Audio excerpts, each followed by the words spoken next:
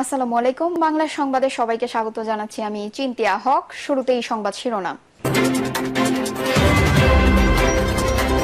নির্বাচন নিয়ে টালবাহানা করা হচ্ছে বলছেন রিজভী। এদিকে গুম কমিশনের প্রতিবেদন, প্রত্যেক বাহিনীকেই গুমের কাজে ব্যবহার করেছে আওয়ামী লীগ। জানাবো গণচাঁদায় চলবে এনসিপি আর্থিক নীতিমালা ঘোষণা। গণমাধ্যমে এখন সবচেয়ে বড় সমস্যা প্রেস স্বাধীনতার অপব্যবহার, বলছে প্রেস সচিব। এবং সর্বশেষ জানাবো দুর্নীতিবাজরা নেই, তাই বাজারে গরুর দাম কম, বলছেন স্বরাষ্ট্র উপদেষ্টা। শুনছিলেন সংবাদ শিরোনাম, এবারে বিস্তারিত। নির্বাচন নিয়ে টালবাহানা করা হচ্ছে বলছেন রিজভী। নির্বাচন নিয়ে টালবাহানা করা হচ্ছে বলে মন্তব্য করেছেন বিএনপির সিনিয়র যুগ্ম মহাসচিব রুহুল কবির রিজভী। রুহুল কবির রিজভী বলেন, শেখ হাসিনা এই দেশ থেকে অবাধ ও সুষ্ঠু নির্বাচনকে কার্যত জাদুঘরে পাঠিয়েছিলেন। তবে জনগণের বিশ্বাস ছিল শেখ হাসিনার প্রস্থান হলে ডক্টর ইউনূস দ্রুতই জনগণকে ভোটাধিকার ফিরিয়ে দেবেন।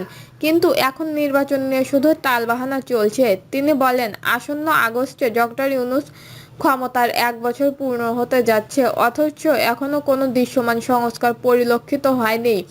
প্রয়োজনীয় সংস্কার সম্পূর্ণ করে ডিসেম্বরের মধ্যেই নির্বাচনের আয়োজন করা উচিত বলেও জানান তিনি। গুম কমিশনের প্রতিবেদন, প্রত্যেক বাহিনীকেই গুমের কাজে ব্যবহার করেছে আওয়ামী লীগ। বিগত আওয়ামী লীগ সরকারের আমলে যারা তাদের বিরুদ্ধে কথা বলেছেন তাদের গুম করতে প্রত্যেক বাহিনীকেই ব্যবহার করা হয়েছে।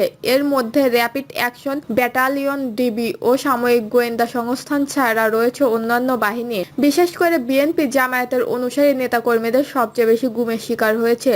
প্রতিবেদনে বলা হয়, বাহিনীর সদস্যরা তাদের ধরে নিয়ে নির্যাতন এবং পরে ক্রসফায়ার করে দিয়েছে। যেসব সংস্থা গুমের সঙ্গে সম্পৃক্ত ছিল তারা বেশিরভাগই স্বরাষ্ট্র মন্ত্রণালয়ের অধীনে।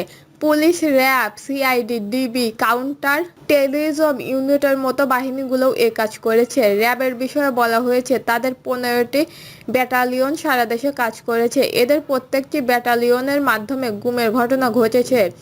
এইসব গুমের বিষয়ে র্যাবের ডিজি, এডিজি সহ শীর্ষ পর্যায়ের কর্মকর্তারাও অবগত থাকতেন। গত 5 আগস্ট পর্যন্ত গুমের সঙ্গে সম্পৃক্ত ছিল সংস্থানটি।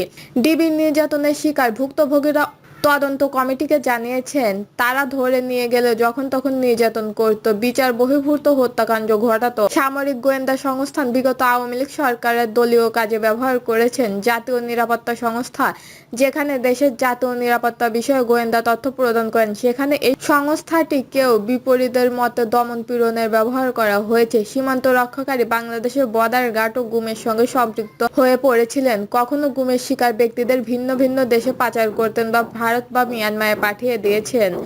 উদাহরণ হিসেবে বিএনপির নেতা সালাউদ্দিন আহমেদ, মেহেদী হাসান ডলার ও রহমতুল্লাহর নাম উল্লেখ করা যায়, যারা গুম বা অপহরণের শিকার হয়েছে। কখনো ভুক্তভোগীর পরিবার থানায় সাধারণ ডায়েরি করতে গেলেও দেওয়া হয়নি। প্রতিবেদনে বছরওয়ারি কয়েকজন গুম করা হয়েছে যাদের কোনো হদিশ মেলেনি। তারা একটি গ্রাফও তুলে ধরেছে। 2017 সালে 51 জনকে গুম করা হয়েছে। এছাড়াও প্রত্যেক বছরে বিভিন্ন সংখ্যক মানুষ গুমের শিকার হয়েছে বলেও জানান প্রতিবেদনে।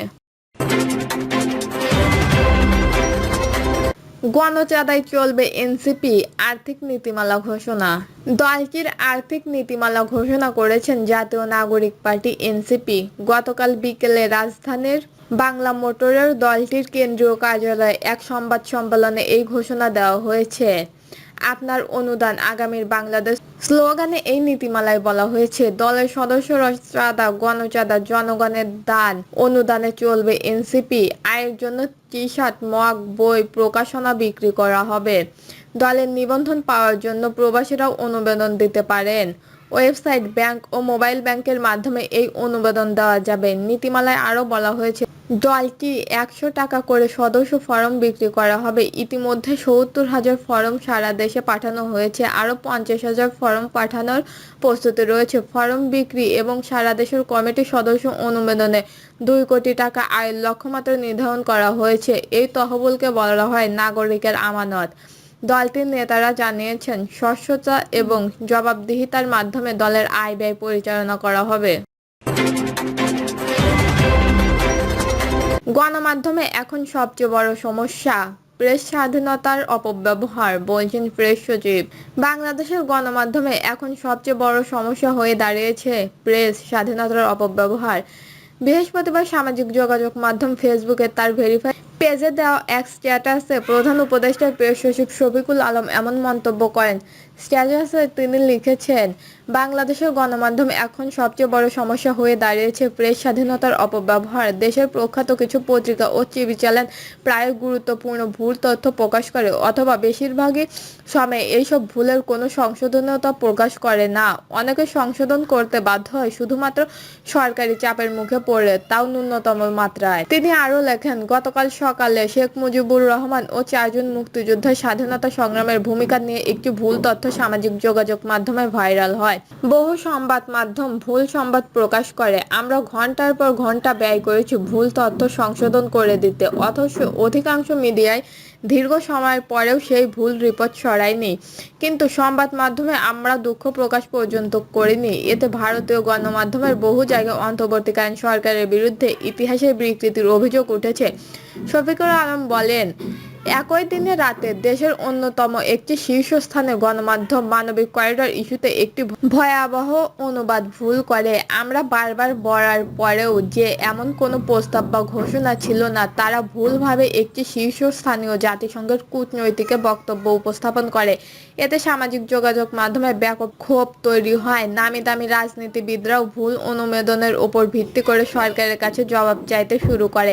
পরে পত্রিকাটি নীরবে প্রতিবেদন থেকে ভুল অংশ মুছে দেয়, কিন্তু সংশোধনের কথা জানায়নি। ফলে অন্যান্য সংবাদ মাধ্যম ও বিশেষজ্ঞরা বিভ্রান্ত থেকেই যায়। দুর্নীতিবাজরা নেই, তাই বাজারে গরুর দাম কম, বলছেন স্বরাষ্ট্র উপদেষ্টা। আওয়ামী লীগ সরকারের পতনের পর দেশে দুর্নীতিবাজরা নেই, ফলে একেবারে কোরবানি গরুর দাম কম বলে মন্তব্য করেছেন স্বরাষ্ট্র উপদেষ্টা লেফটেন্যান্ট জেনারেল মোহাম্মদ জাহাঙ্গীর আলম চৌধুরী। তিনি বলেছেন, আওয়ামী লীগ এখন ক্ষমতায় নেই, আর দুর্নীতিবাজরা নেই বলেই অনেকের হাতে গরু কেনার মতো অর্থ আছে। এছাড়াও গরুর সরবরাহ বেড়ে যাওয়ায় এবার কোরবানি পশুর বাজারে দামও কিছুটা কমেছে। পরিদর্শনের সময় উপদেষ্টা হাটের সামরিক ব্যবস্থাপনা ও আইনশৃঙ্খলা পরিস্থিতি নিয়ে সন্তোষ প্রকাশ করেন। এই সময় তিনি হাটে আসা ক্রেতা বিক্রেতা সেবা সংক্রান্ত কাজে নিয়োজিত লোকদের সঙ্গে কথা বলেন। উপদেষ্টা বলেন, আইনশৃঙ্খলা পরিস্থিতি স্বাভাবিক রয়েছে, ট্রাফিক ব্যবস্থাপনা নিয়ন্ত্রণেও রয়েছে। সবার সহযোগিতা করলে ঈদ উদযাপনে ঘরমুখী মানুষের যাত্রা আরও স্বস্তিদায়ক হবে। দর্শক, এই ছিল এখনকার সর্বশেষ নিউজটি ভালো লাগলে একটি লাইক দেন, কমেন্টে আপনার মতামত জানান এবং আমাদের পাশে থাকার জন্য বেল বাটনটি অন করে রাখুন। ধন্যবাদ।